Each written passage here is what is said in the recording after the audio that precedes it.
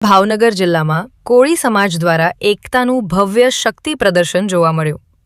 રાજ્યમંત્રી પુરુષોત્તમભાઈ સોલંકીના પુત્ર અને કોળી સમાજના યુવા પ્રમુખ દિવ્યેશભાઈ સોલંકી ભાવનગરથી 200 કરતાં વધુ વાહનોના વિશાળ કાફલા સાથે બગદાણા પહોંચ્યા હતા.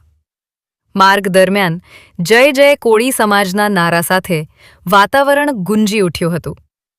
બગદાણા ખાતે દિવ્યેશભાઈ સોલંકીએ નવનીતભાઈ બાલદિયાના ઘરે જઈ મુલાકાત લીધી અને પરિવારને ન્યાયની ખાતરી આપી.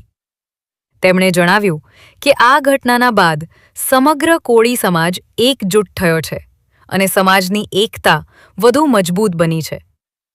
દિવ્યેશ સોલંકીએ જણાવ્યું કે ભાજપ સરકાર સમક્ષ રજૂઆત કર્યા બાદ માત્ર 2 કલાકમાં જ સ્પેશિયલ ઇન્વેસ્ટિગેશન ટીમની રચના કરવામાં આવી છે, જે સરકારની ઝડપી કાર્યવાહી દર્શાવે છે. તેમણે સ્પષ્ટ શબ્દોમાં કહ્યું કે આ ભાજપની સરકાર છે, જ્યાં કોઈની દાદાગીરી નહીં ચાલે. ગુનેગાર કોઈ પણ હોય, કાયદા મુજબ કડક કાર્યવાહી ચોક્કસ થશે.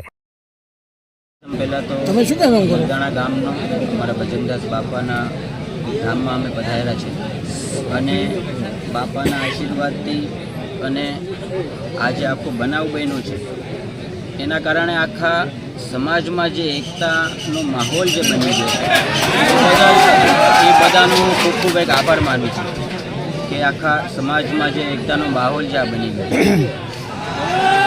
દિવ્યેશભાઈ, તમે અને તમારા કાકા બાપુજી દ્વારા સરકારમાં ખાસ આગેવાનો દ્વારા રજૂઆત, એસઆઈટીની રચના થઈ, આ તપાસ શરૂ થઈ છે. જે આરોપીઓ છે તેને રિમાન્ડ પણ લીધા છે વધારાના. આ તપાસને કઈ દિશામાં જોવો છો? કેટલી અપેક્ષા, આશા?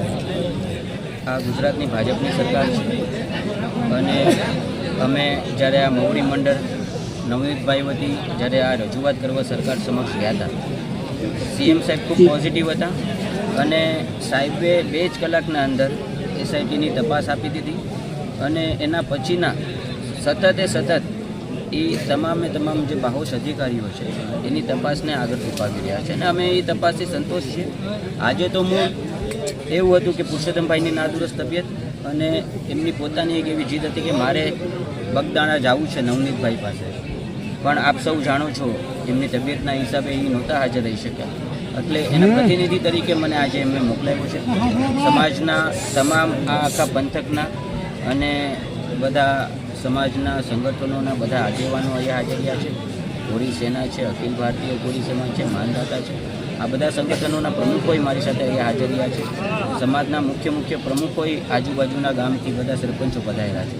એટલે સમાજમાં જે આ એકતાનો માહોલ છે એ માહોલને હું બિરદાવું છું અને મને પૂરેપૂરો વિશ્વાસ એ બાબતે કે 100% અમે આખો આ સમાજ ભેગો થઈને મારા ભાઈને હું ન્યાય આપીશ.